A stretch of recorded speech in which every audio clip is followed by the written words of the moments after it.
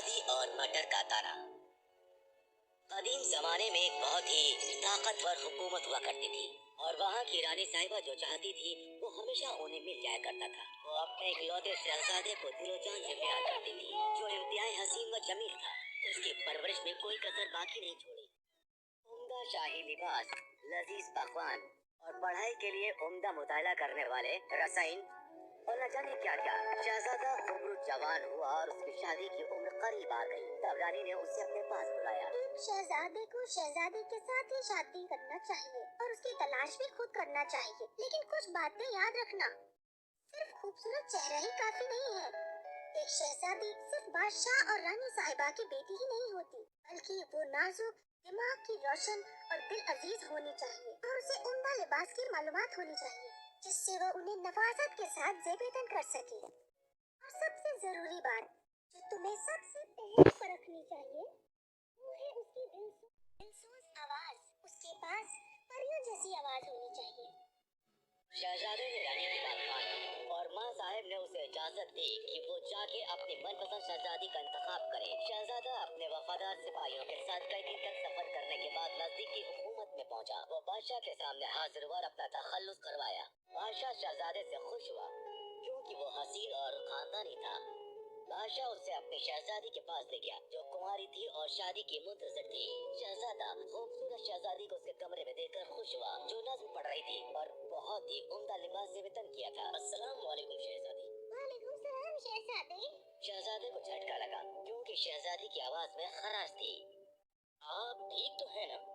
क्या मैं आपके लिए पानी लाऊं? नहीं नहीं, मुझे प्यास की शिद्दत नहीं लगी। ओह ठीक है, आप अपनी नज़्म को पढ़ना जारी रखिए। मुझे तो अभी जाना होगा क्योंकि देरी हो रही है। आपसे मिलकर अच्छा लगा। शहजादा थोड़ा सा परेशान था, फिर भी उसने दूसरी हुकूमत की तरफ अपना सफर जारी रखा। वो एक बादशाह के किले में पहुंचा और उसने अपना तखल्लुस करवाया। बादशाह और रानी साहिबा शहजादे का तखल्लुस जानकर इस कदर खुश हुए कि वो उन्हें फौरन अपनी बेटी शहजादी से मिलवाने के लिए ले गए। शहजादा शहजादी के कमरे में गया।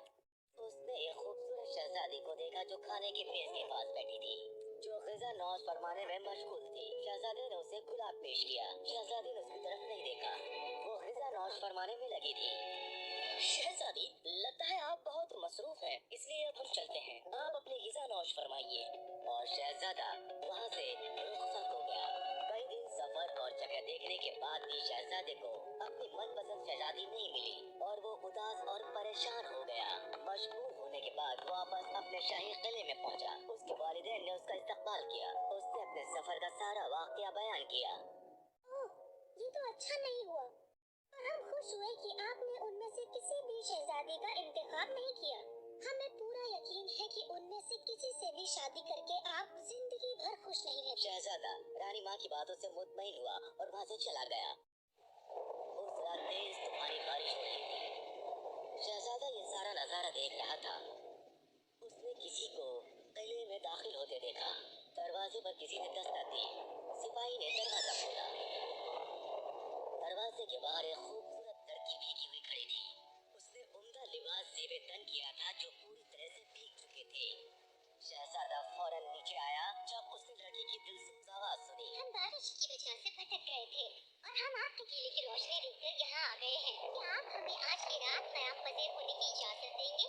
हाँ हाँ क्यों नहीं, आपका यहाँ इस्तकबाल है। अपना कोट हटाने की मुझे इजाजत दीजिए। शहजादे ने उसका अपने किले में इस्तकबाल किया और इजाजत मांगी कि उसका कोट उतारे। जैसे ही उसने कोट हटाया उसकी खूबसूरती देखकर शहजादे के होश फाख्ता हो गए। उसने अपने सिपाही से उसका ख्याल रखने को कहा और फिर रानी माँ के पास खबर देने चला गया। रानी माँ शहजादे के साथ लड़की को देखने आई। रानी ने उसे पहली ही नजर में नापसंद कर दिया। ये कोई शहजादी नहीं है बेटा, उसके गंदे गलाजत से भरे लिबास तो देखो।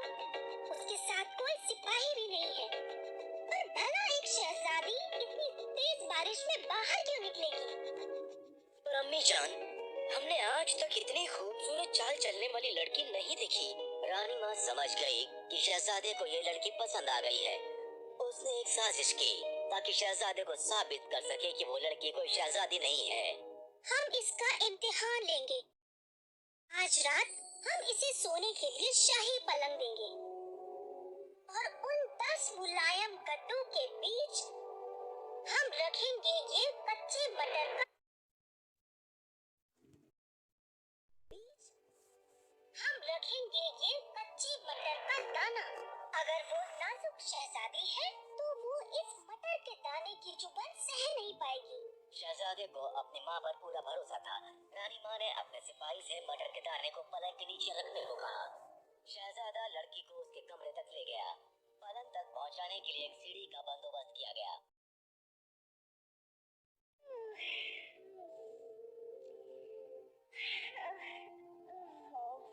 वो रात भर सो नहीं पाई। लड़की सुबह उठी और उसने सिपाही को बुलाया। मुझे बहुत थकान सी महसूस हो रही है। शहजादे से ये बात मत कहिएगा। ये पलंग तो बहुत ही बकवास है, मानो जैसे किसी ने ईंट रख दिया हो। मैं सारी रात सो नहीं पाई।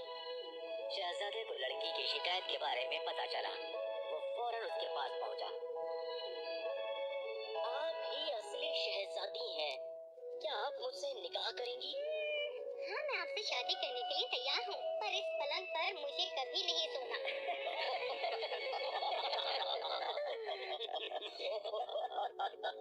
शहजादा और शहजादी की शादी धूमधाम से हो गई और वो हमेशा के लिए एक हो